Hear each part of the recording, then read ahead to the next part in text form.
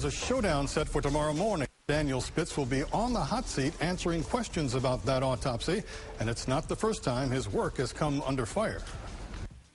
More than 2 years ago, Action News looked into the death of 25-year-old Robbie Simpson. In that case, Spitz ruled it a suicide. When he died, the only other person with Simpson was 65-year-old preacher Buck Winchester, who called 911. 911. Yes, ma'am. This is Reverend Winchester. Guy come in here, and we having a few beers, and he just shot himself. And I think he's dead. Winchester, who has a history of violence and drunk driving, according to police reports, also had a tense relationship with Simpson, according to family members. In fact, the very night of his death, the men argued at a family gathering.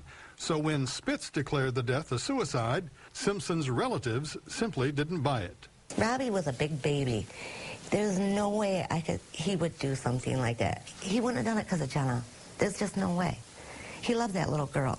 Our dad wasn't very much a part of our lives, his mostly, and he was never going to do that to his daughter. The autopsy case reports were reviewed by Assistant Oakland County Medical Examiner Kanu Virani.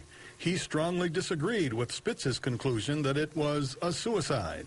The investigation should have been done a little better to rule out that second person, because a lot of so-called execution kind of murder are contact gunshot wounds. Some of the questions Virani raised include why Spitz failed to check for gun residue on Simpson's hands.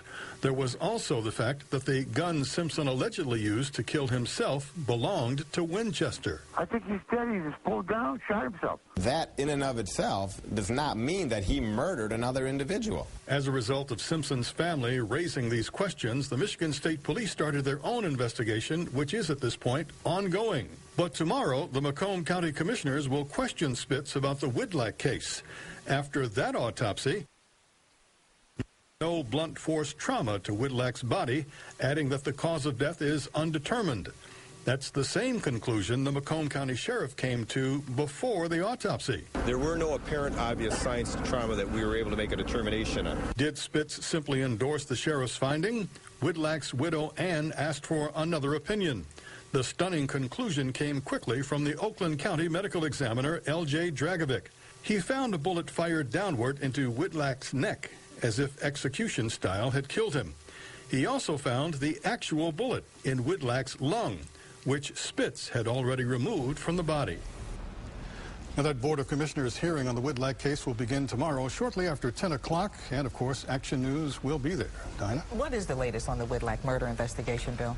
You know, it's been 2.5 weeks since we have heard from the sheriff's investigators, and so we're under the impression that they're at a standstill, that this case essentially is still waiting for people to come forward to help, or some new evidence to come forward to help determine exactly what happened out there next to the water.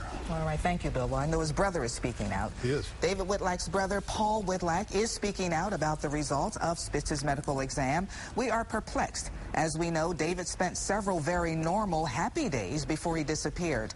He was not depressed, so we have no faith in the medical examiner's suggestion that this may be a suicide. We are hopeful that all the agencies working on this investigation will find those responsible for my brother's death. We have to let them do their jobs.